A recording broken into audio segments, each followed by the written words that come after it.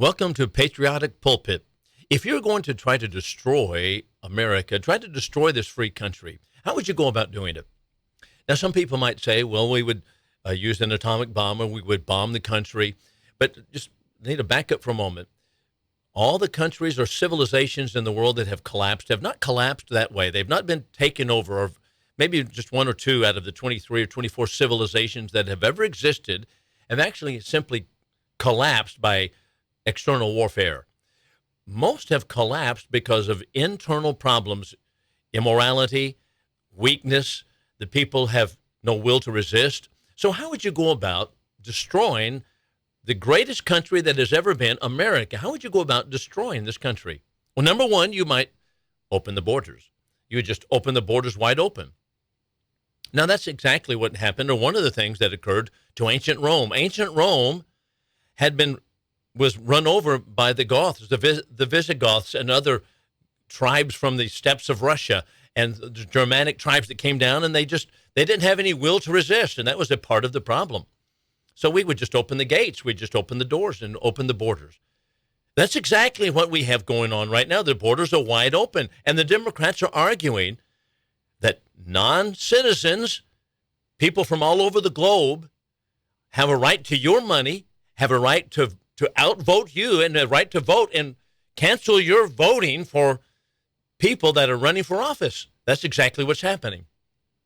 And just to go off on a side note here, how it can be that we have Republican candidates who are running for office. Nikki Haley just announced herself, and Donald Trump has announced himself, and have not addressed this particular issue. How are we going to be given assurance that we will have integrity in the future elections? Democrats are arguing right now in Congress that all of these illegals have a right to vote, and that's exactly what they're trying to do.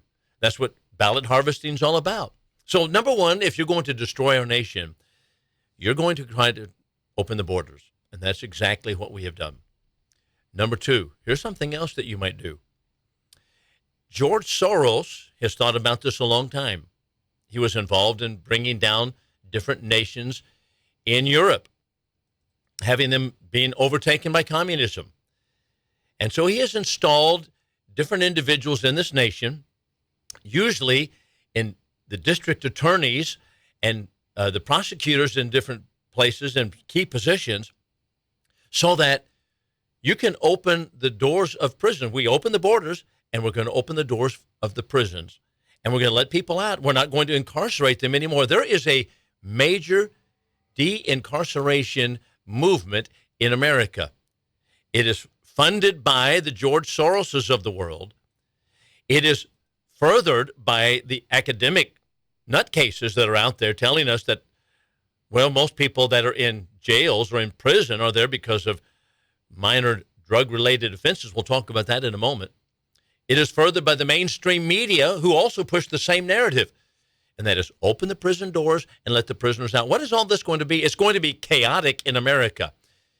What is being affected in America is to turn America into a Bosnia-like state where there are so many different nationalities and peoples and languages that it just becomes the Tower of Babel. And there is not a unifying principle any longer. That's how America is going to be, and is currently being destroyed unless we can turn it back, and do so very quickly. Now, I do want to speak about, and I want us to think about today, the decriminalization movement in America. That is, there's a big effort to decriminalize, that is make felonies misdemeanors, for one thing, turn prisoners out, release them from prison, lower sentences, etc., etc. And to decriminalize what's taking place in America is absolutely going to be a part of the destruction of our country. Heather McDonald is just a fabulous writer and thinker, and she writes for the Manhattan Institute, and she has a book.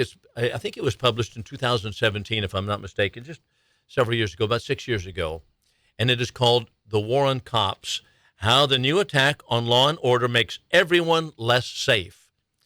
There is a concerted effort to attack law enforcement as well as criminal prosecution in America.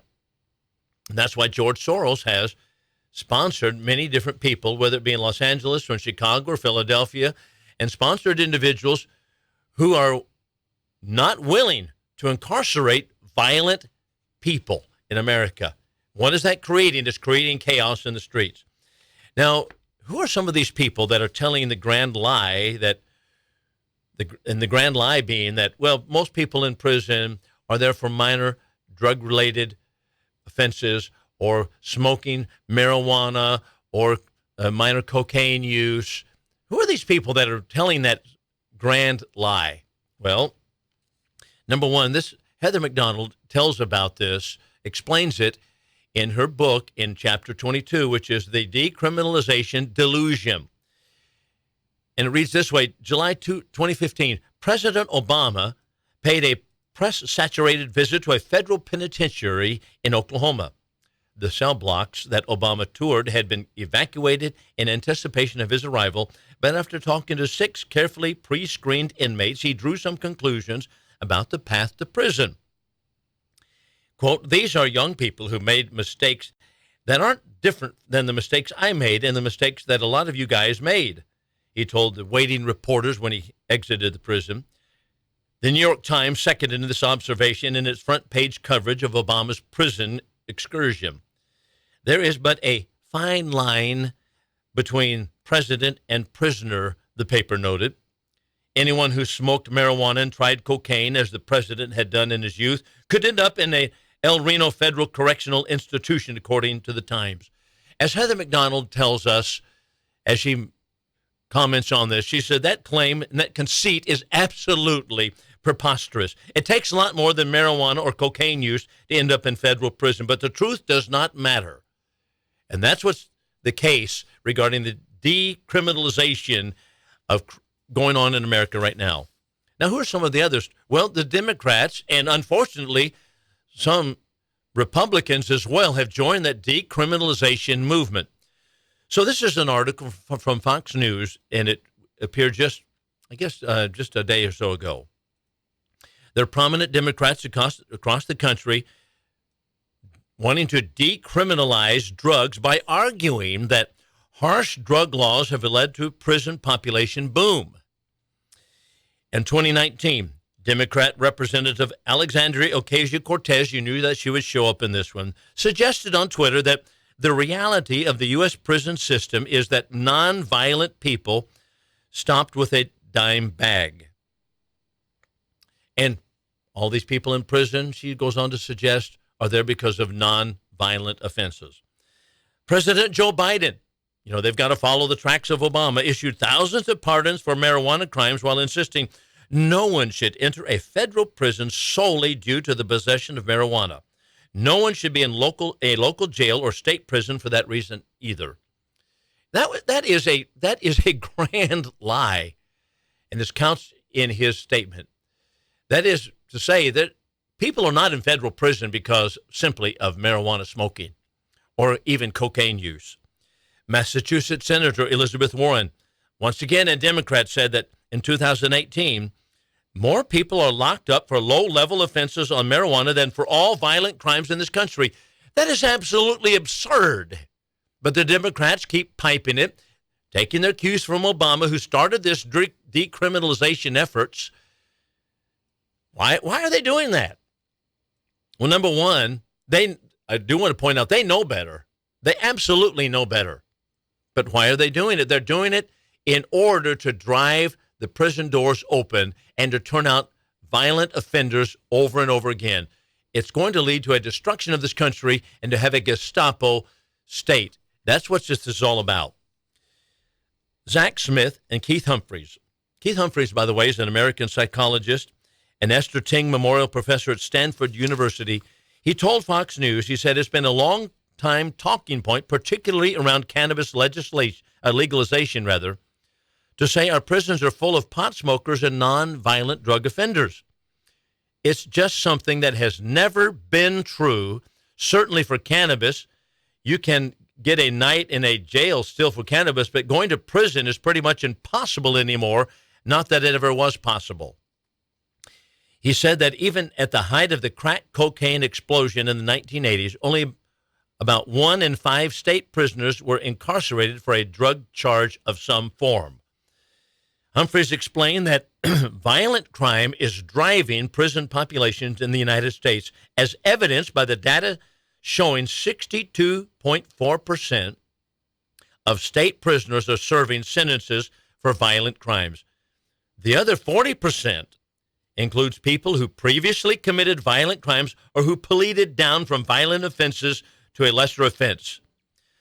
This, ladies and gentlemen, is why there are seemingly people in federal prison who are there because of drug-related crimes or simply smoking marijuana, cocaine use, simply because they've pled down from violent offenses. Smith agreed. That would be Zach Smith, who also worked with Humphreys. He said the people with simple possession charges, especially first-time offenders, probably pled down to those charges from a more serious charge.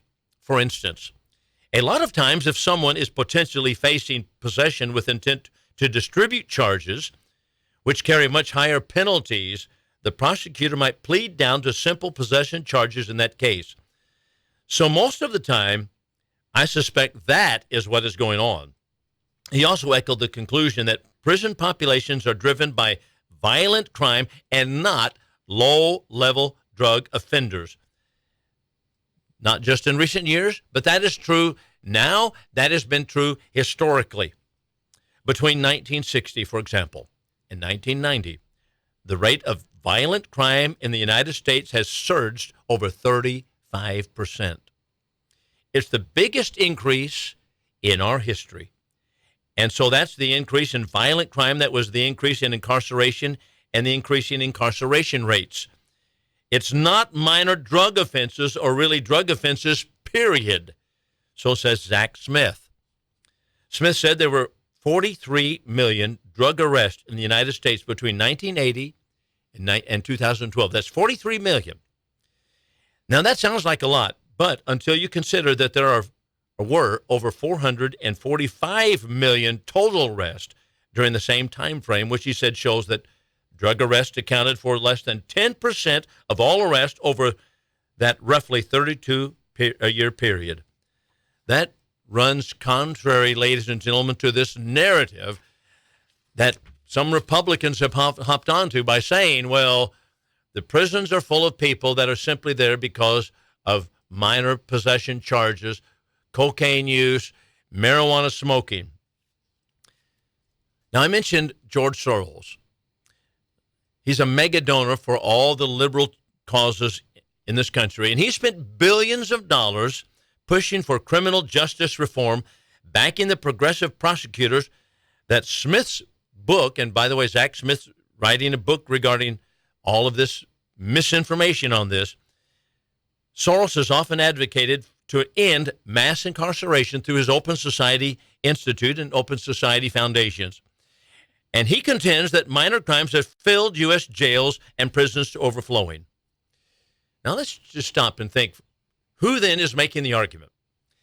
Number one, communist, self-proclaimed communist, George Soros, who is funding the de-incarceration movement in America, is funneling money to all these different organizations, and is promoting the grand lie that people are in prison, which is really less than 5%, people in federal prison because of minor drug-related charges. That is picked up by the AOCs of the world, Barack Obama, whom George Soros wanted to sponsor. Barack Obama said the same thing. Joe Biden, the Democrat Party, and all of it is about one thing: opening prison doors and letting violent criminals out. That's what's going on in America. That's how you bring America down. Now, when we come back, we'll talk about some things pertaining to crime and what are some of the causes of it. What are some of the socialistic answers to the causes? And what does the Bible actually say about this? We'll be back in just a moment.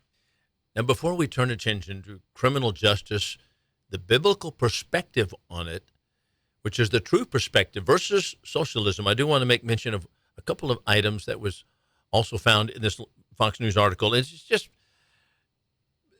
one of them is just so outlandish. It's so silly that the liberal argument that is made.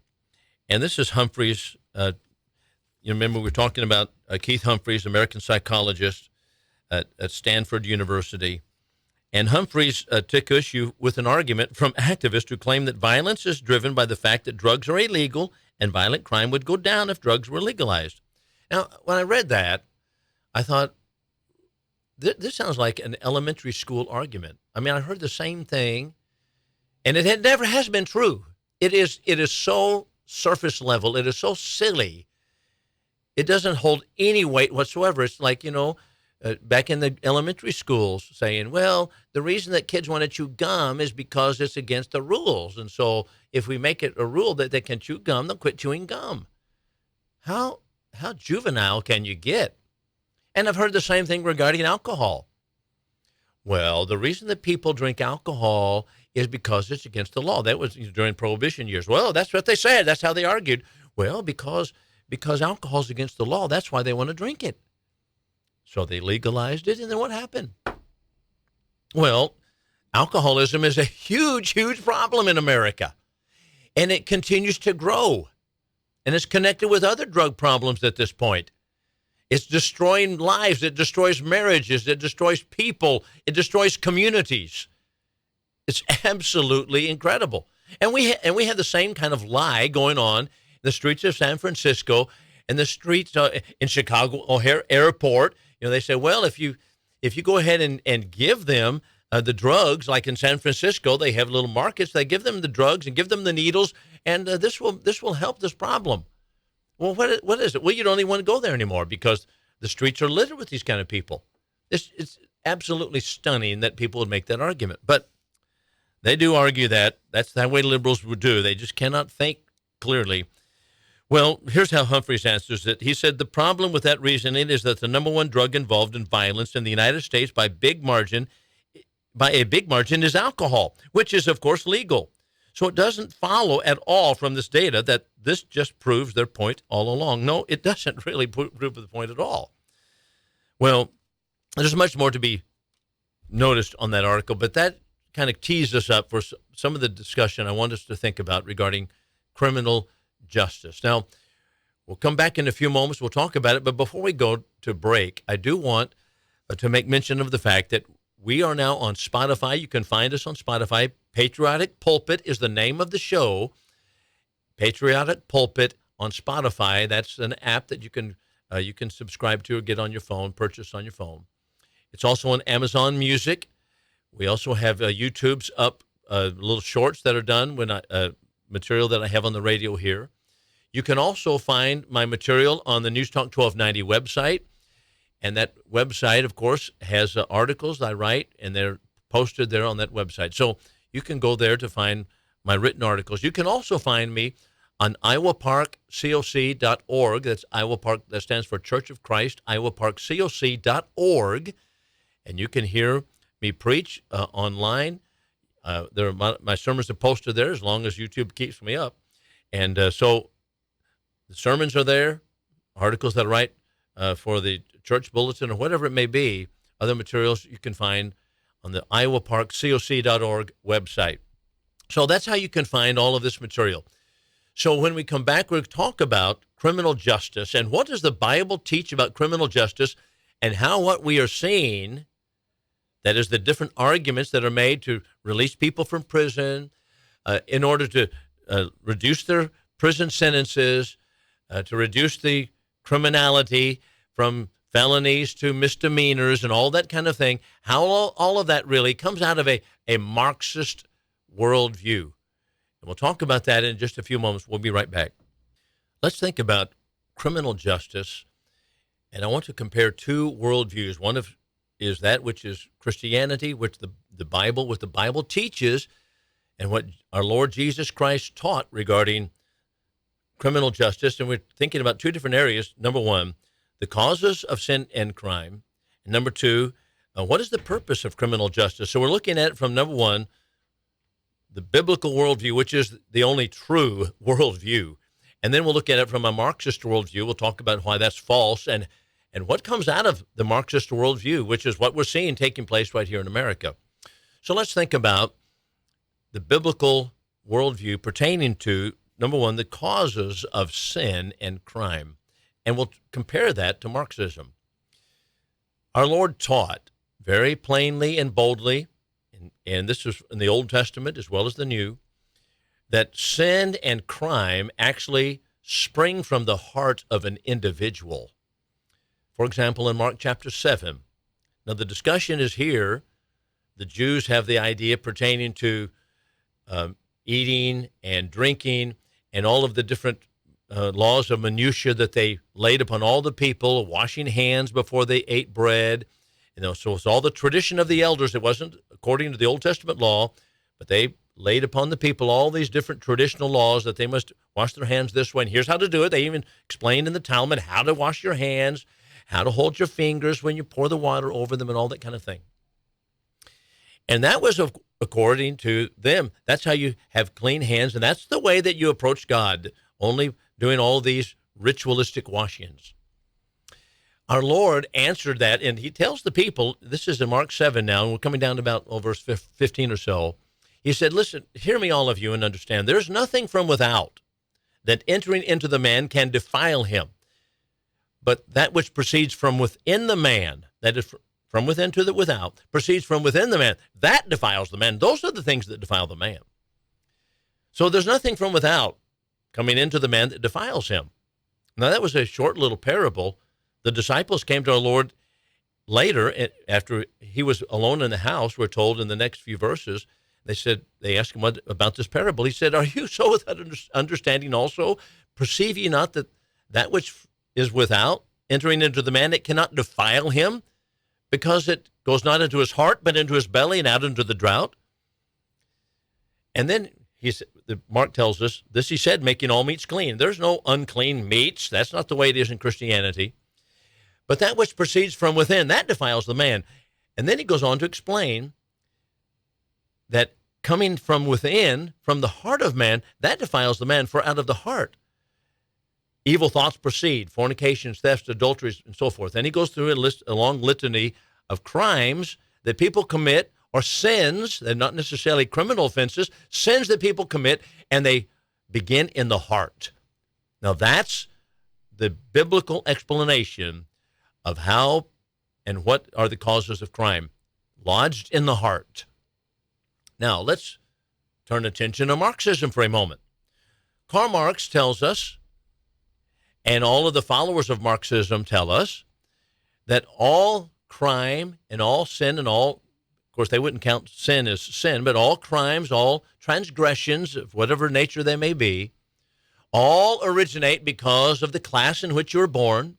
And neo-Marxism tells us all because you're white or you're black, and if you're white, you have it lodged in your DNA, and that's the way you think, and that's because that's the way you are. And so that's Marxism. Now, Marxism tells us it's only materialistic causes. That is all that there is to it, only materialism. That's what your college professor tells you. Materialistic causes, that it doesn't have anything to do with concepts that are lodged in the heart, because those are ideas that don't exist to Marxism. It's all material causes, economic causes, Karl Marx says, or racial causes. That's what neo-Marxism tells us. Well, what's wrong with that? What's wrong with it, of course, is that it's not true. If that were the case, one would never be able to discover it, because there's only materialistic causes. You would not be able to discover that. You would not be able to cross-examine anything else. But the point is simply this. If that is the case, then what we're going to have to do is, well, people commit crime according to this Marxist worldview because of poverty. And since they're poor, what we need to do is we need to give them more money. That's redistribute the monies. And people commit violence and violent crimes because they're in poverty. And that's why they steal. That's why theft takes place. The same thing regarding neo-Marxism. Or the same thing regarding, they might say, regarding slavery. People that are in slavery, They commit violent crimes because, after all, their situation in life, these external circumstances. So all crime is caused by external circumstances. So if that's the case, then what are we going to have to do to remedy the problem? We're going to have to lessen the criminal liability of those individuals and give them a better station in life. That's exactly what's taking place in America. Releasing people from prison and lessening their charges from felonies to misdemeanors is all about a Marxist worldview to give them more opportunities and give them this and give them rehabilitation and all of that in order that we might have a better society. Now, that's their viewpoint. But the truth of the matter is those rehabilitation programs don't work at all.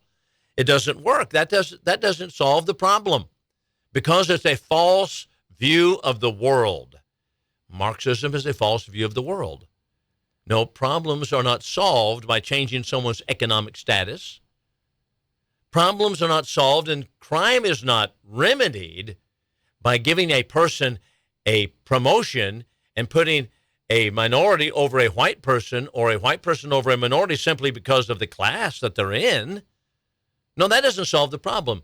The problem is not solved by admitting minority students into graduate programs over white students because, after all, they've been deprived of these stations in life in the past. No, that doesn't cause that. That's not it at all.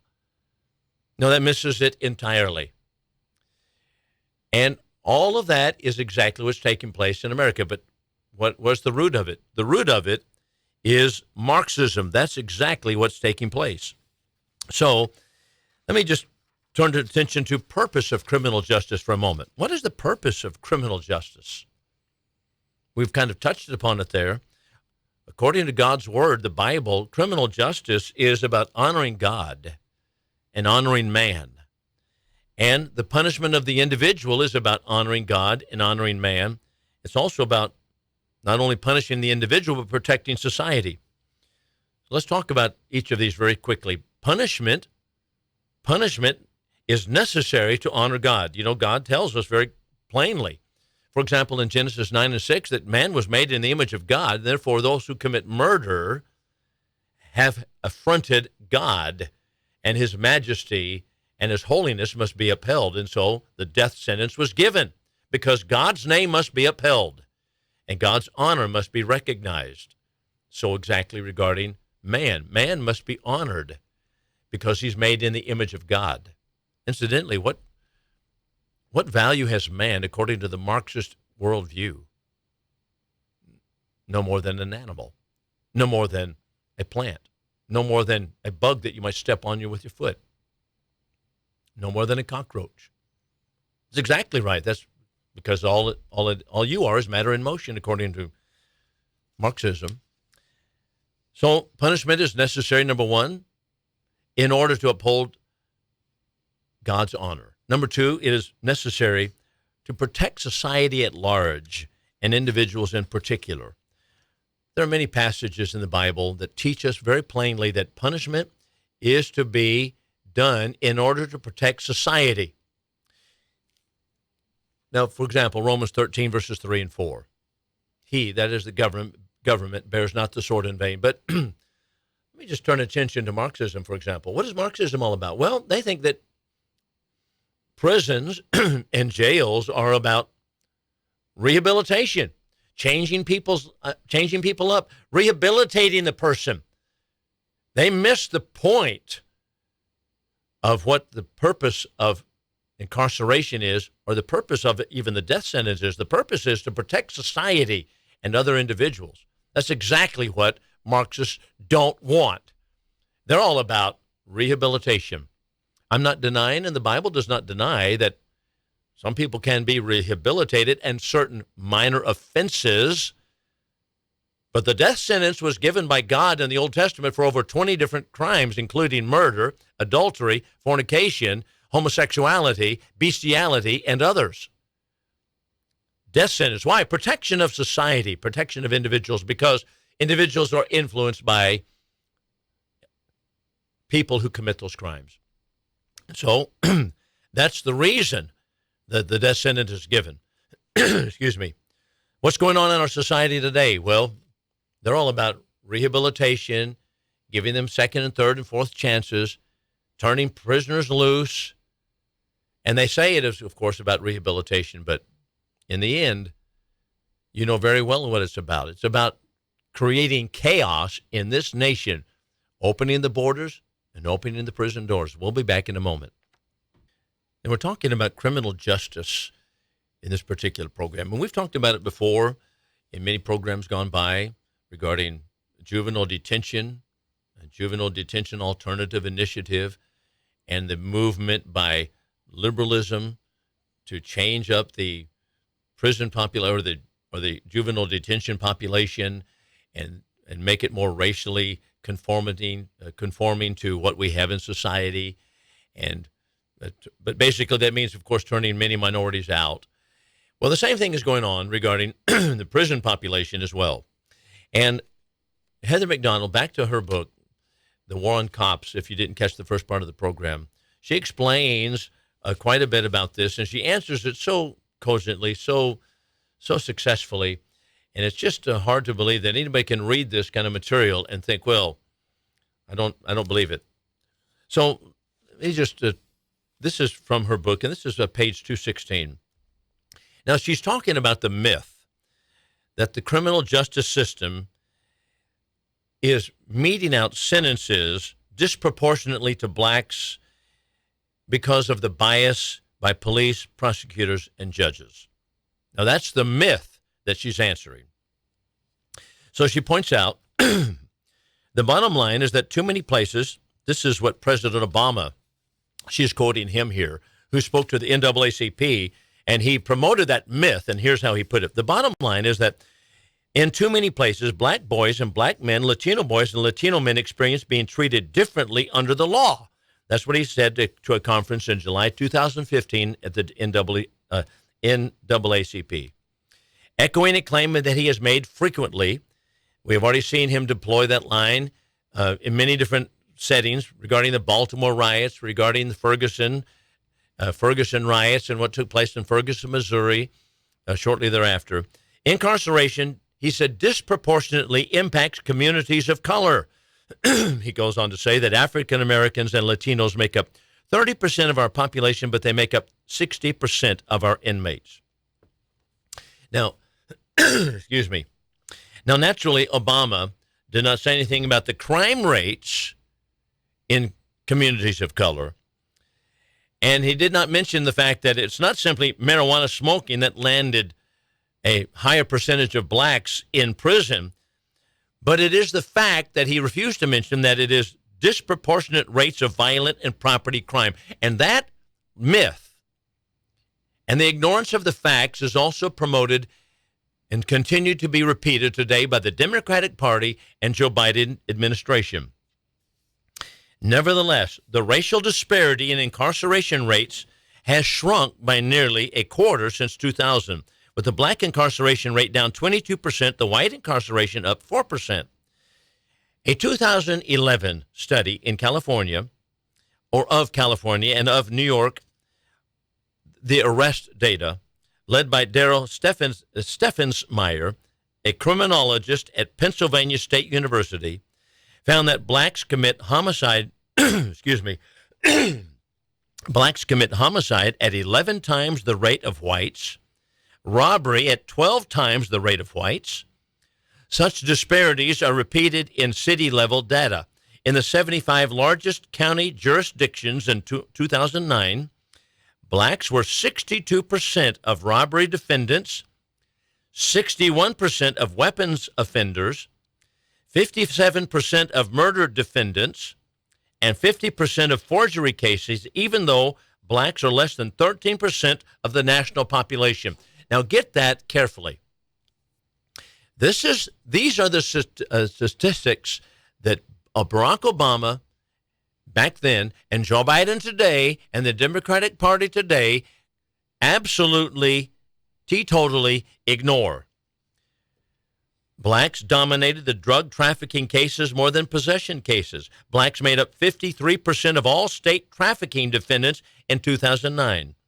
Whites made up 22%, Hispanics 23%.